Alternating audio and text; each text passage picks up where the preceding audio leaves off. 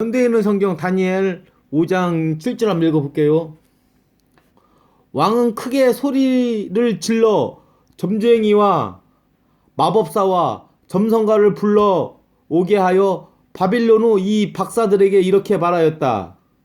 누구든지 이 글자를 읽고 그 뜻을 나에게 말하는 자에게 자색 옷을 입히고 그 목에 금사슬을 걸어주며 그를 나라의 제3인자가 되게 할 것이다. 참 보면 여기 성경에도 보면 왕은 크게 소리를 질러 점쟁이와 마법사와 점성가를 불러. 그러니까 성경적으로 보면 점쟁이가 이 점쟁이라는 것이 존재한다는 말이죠. 마법사도 성경적으로 보면 마법사가 존재한다고 나와요. 마법사. 또 점성가도 미래를 보는 사람이거든요. 과학적으로는 이게 증명이 안 되지만은 성경적으로는 점쟁이와 마법사, 점성가가 그냥 존재한다고 나오는 거예요.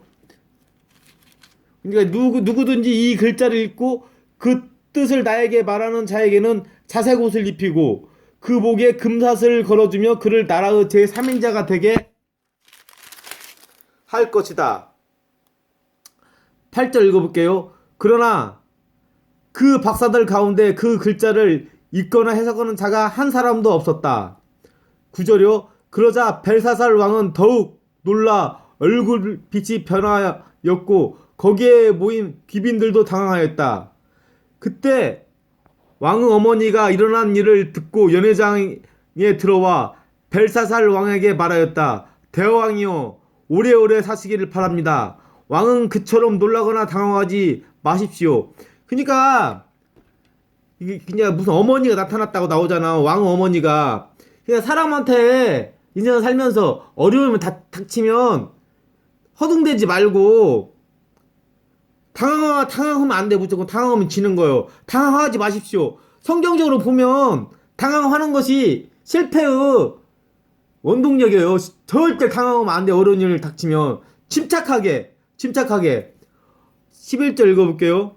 왕의 나라를 거룩한 신들의 영역이 있는 사람이 있습니다. 왕의 나라에 거룩한 신들의 영이 있는 사람이 있습니다. 그는 왕의 아버지 때에 영리하고 총명하여 신들의 지혜와 같은 지혜를 가진 자로 알려졌습니다. 그래서 왕의 아버지 느부갓네살 왕은 그를 점쟁이와 마법사와 무당과 점성가를 다스리는 박사장으로 삼았습니다. 12절 읽어볼게요. 왕이 벨드사살이라 부른 이 다니엘은 영밀하고 특별한 지혜와 총명이 있어 꿈을 해몽하며 신비스러운 일을 밝히며 어려운 문제를 풀었습니다. 이제 다니엘이라는 사람을 부르십시오. 그가 그 뜻을 왕에게 말해줄 것입니다.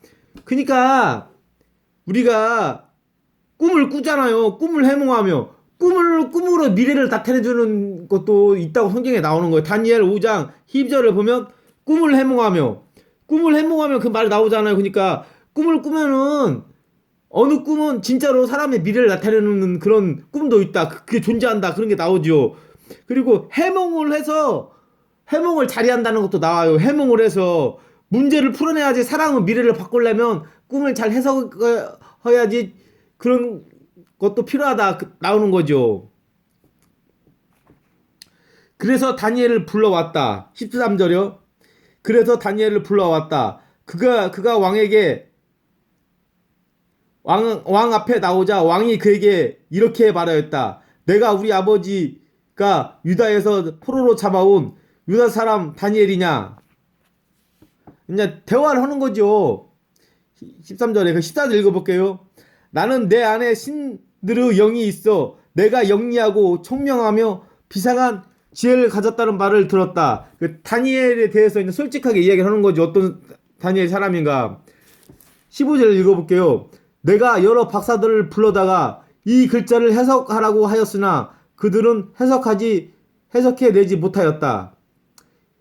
16절 읽어볼게요. 내가 들으니 너는 온갖 신비스러운 문제를 잘 해석하고 풀어낸다고 하는데 만일 내가 이 글을 읽고 그 뜻을 나에게 말하면 내가 너에게 자색옷을 입히고 금사슬을 목에 걸어주며 너를 나라의 제3인자가 되게 하겠다.